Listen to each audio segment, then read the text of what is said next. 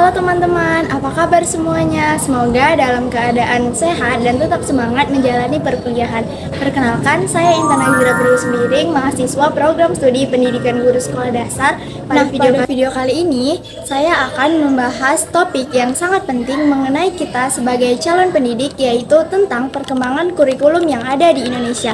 Nah, yang pertama kurikulum KTSP, kemudian kurikulum K13, dan yang terakhir adalah kurikulum Merdeka.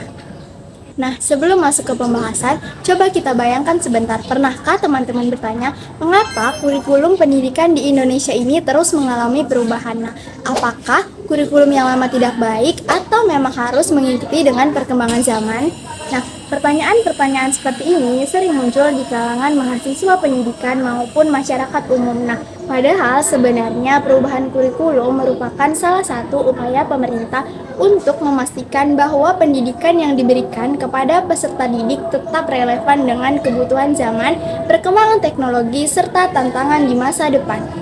Oleh karena itu, sebagai calon guru sekolah dasar, kita tidak hanya perlu mengetahui nama kurikulumnya saja, tetapi juga memahami karakteristik, tujuan, serta kelebihan dan perbedaan dari setiap kurikulum tersebut. Nah, dengan begitu kita akan lebih siap untuk menghadapi dunia pendidikan yang terus berkembang. Yuk, langsung saja kita mulai pembahasannya. Nah, yang pertama adalah kurikulum KTSP. Nah, kurikulum ini yang memberikan kewenangan kepada sekolah. Kita mulai dari KTSP atau kurikulum tingkat satuan pendidikan yang mulai diterapkan pada tahun 2006. Jika saya harus menggambarkan KTSP dengan satu kata, maka kata yang paling tepat adalah kemandirian sekolah. Nah, mengapa demikian? Karena di dalam KTSP, sekolah diberikan kewenangan yang cukup besar untuk menyusun dan mengembangkan kurikulumnya sendiri, sesuai dengan kondisi sekolah, karakteristik peserta didik, serta potensi daerah masing-masing.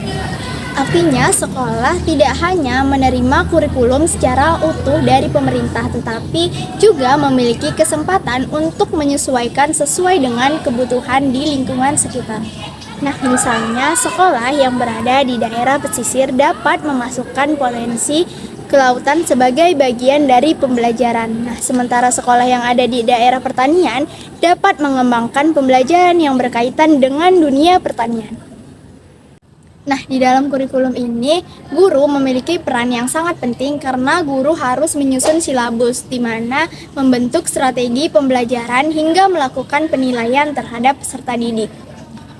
Nah, kelebihan KTSP adalah memberikan ruang kreativitas yang cukup besar kepada sekolah dan guru, di mana pembelajaran dapat dibuat lebih kontekstual karena disesuaikan dengan kondisi nyata di lingkungan peserta didik. Nah, namun di sisi lain terdapat beberapa tantangan. Tidak semua sekolah memiliki sumber daya yang sama. Ada sekolah yang mampu mengembangkan kurikulum dengan sangat baik, tetapi ada juga yang mengalami kesulitan karena keterbatasan fasilitas maupun kompetensi tenaga pendidik. Akibatnya, kualitas pelaksanaan kurikulum dapat berbeda antara satu sekolah dengan sekolah lainnya.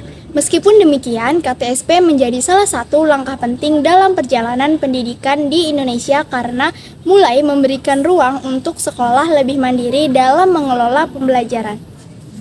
Nah, selanjutnya kita masuk ke kurikulum 2013 atau biasa yang dikenal dengan istilah kurikulum K13.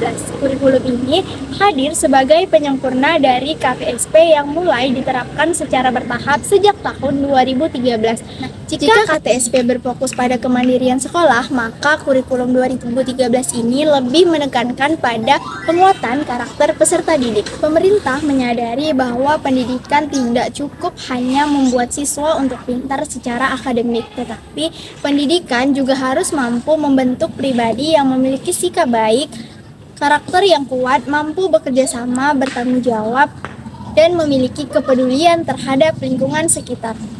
Nah, oleh karena itu, dalam kurikulum 2013 terdapat 3 aspek yang dikembangkan secara seimbang, yaitu ada sikap, pengetahuan, dan juga keterampilan.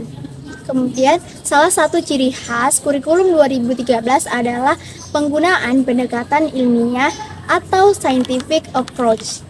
Nah, dalam pendekatan ini peserta didik diajak untuk yang pertama ada mengamati, yang kedua menanya, yang ketiga ada mencoba, yang keempat menalar, dan yang kelima mengomunikasikan. Nah, melalui tahapan tersebut, siswa tidak hanya menerima informasi dari guru, tetapi juga aktif mencari, menemukan, dan mengolah informasi sendiri. Pada jenjang sekolah dasar, pembelajaran juga dikembangkan secara tematik terpadu. Artinya, beberapa mata pelajaran dihubungkan ke dalam satu tema sehingga pembelajaran terasa lebih bermakna dan tidak terpisah-pisah. Misalnya, tema lingkungan. Nah, dalam satu tema tersebut, peserta didik dapat belajar bahasa Indonesia, IPA, IPS, dan PPKN secara terpadu. Menurut saya, salah satu kelebihan terbesar dari kurikulum 2013 adalah mendorong siswa menjadi lebih aktif dalam pembelajaran. Namun di lapangan juga ditemukan beberapa tantangan, yaitu banyak guru yang merasa bahwa administrasi pembelajaran cukup kompleks. Selain itu, sistem penilaian yang mencangkup penilaian sikap, pengetahuan, dan keterampilan memerlukan waktu dan ketelitian yang lebih besar bagi seorang guru. Tetapi walaupun begitu, kurikulum 2013 telah memberikan kontribusi besar dalam membangun budaya pembelajaran yang lebih aktif dan berorientasi pada karakter. Sekarang kita masuk pada kurikulum yang saat ini menjadi fokus dalam dunia pendidikan di Indonesia, yaitu kurikulum Merdeka. Ketika mendengar kata merdeka, mungkin yang terlintas di pikiran kita adalah kebebasan. Namun, kebebasan yang dimaksud adalah di dalam kurikulum merdeka bukan berarti belajar tanpa aturan, tetapi melainkan memberikan ruang yang lebih luas kepada peserta didik dan guru untuk berkembang sesuai dengan kebutuhan masing-masing. Kurikulum merdeka lahir sebagai respon terhadap berbagai tantangan pendidikan, termasuk pada dampak pandemi yang menyebabkan terjadinya learning loss atau kehilangan pembelajaran pada sebagian peserta didik.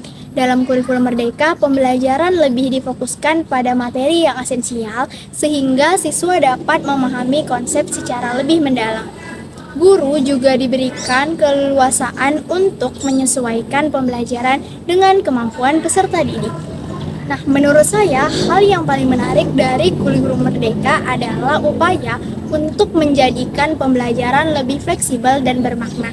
Jadi, guru tidak hanya berperan sebagai penyampaian informasi, tetapi menjadi fasilitator yang membantu peserta didik menemukan potensi terbaiknya.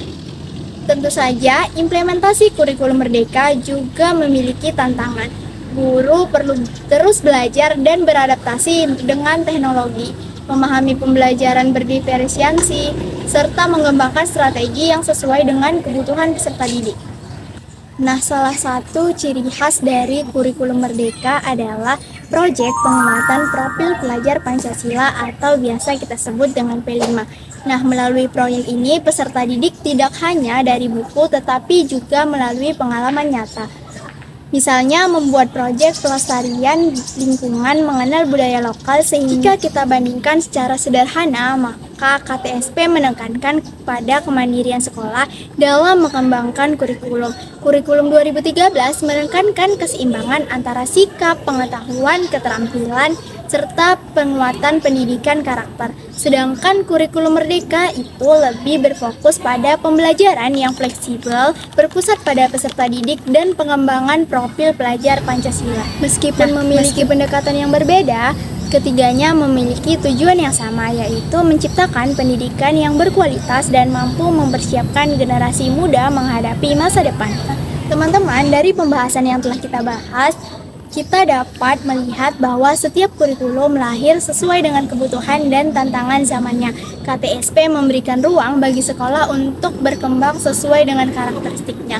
Sedangkan kurikulum 2013 memperkuat pendidikan karakter dan pembelajaran aktif.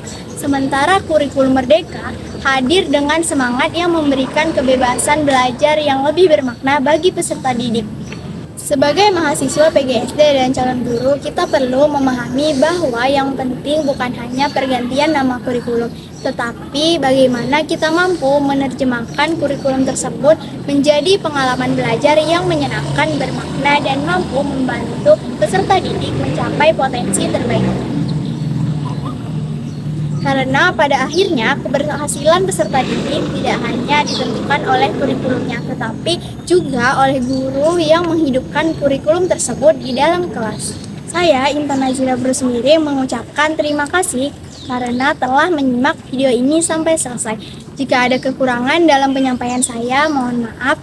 Semoga video ini dapat menambah wawasan mengenai perkembangan kurikulum yang ada di Indonesia. Sampai jumpa pada video berikutnya. Wassalamualaikum warahmatullahi wabarakatuh.